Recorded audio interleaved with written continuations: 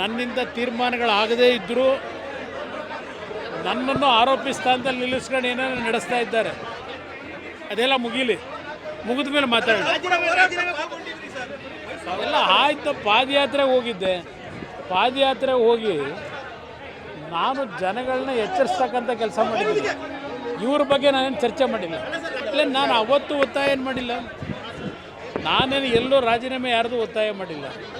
ಇರೋ ಪರಿಸ್ಥಿತಿಗಳನ್ನು ಜನತೆಗೆ ಎಕ್ಸ್ಪ್ಲೈನ್ ಮಾಡಿದ್ದೀನಿ. ಜನ ತೀರ್ಮಾನ. ಈಗ ಈ ದೇಶದ ಕಾನೂನಿನಲ್ಲಿ ಎಲ್ಲರಿಗೂ ರಕ್ಷಣೆ ಕೊಡ್ತಕ್ಕಂಥದ್ದು ಸಂವಿಧಾನದಲ್ಲಿ ಇದೆ. ಕಾನೂನು ಬಾಹಿರ ಚಟುವಟಿಕೆ ಮಾಡಿದರೆ ತೀರ್ಪುಗಳು ಏನಾಗಬೇಕೋ ಕೊಡ್ತಾರೆ. ಕಾನೂನಿನ ಒಳಗಿದ್ದರೆ ಯಾರು ಬೇಕಾದರೂ ಎಲ್ಲಿ ಬೇಕಾದರೂ ಹೋಗ್ಬೋದು. ಅದು ಅಂತಿಮ ನಿರ್ಣಯ. ನೋಡೋಣ ಏನೇನಾಗುತ್ತೆ. ನಾನೇನು ಹೇಳಲ್ಲ.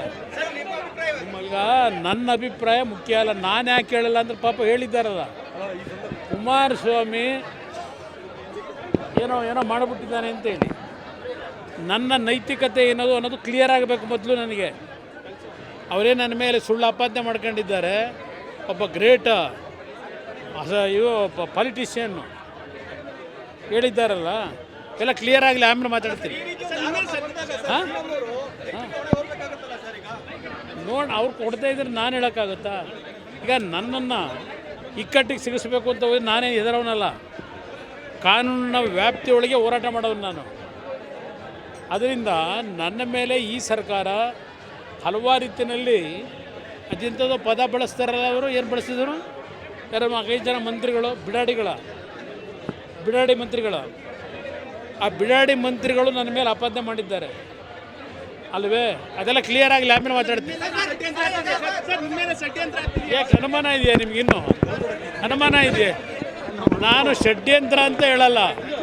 ಕುಮಾರಸ್ವಾಮಿ ಕೇಂದ್ರದ ಮಂತ್ರಿ ಆಗಿರೋದು ಸಹಿಸ್ಲಿಕ್ಕಾಗದೆ ಏನಾದರೂ ಒಂದು ರೀತಿ ಜನಗಳ ಮುಂದೆ ಕಂದಕ ಸೃಷ್ಟಿ ಮಾಡಬೇಕು ಅಂತ ಏನು ಹೋರಾಟ ಮಾಡ್ತಾ ಇದ್ದಾರೆ.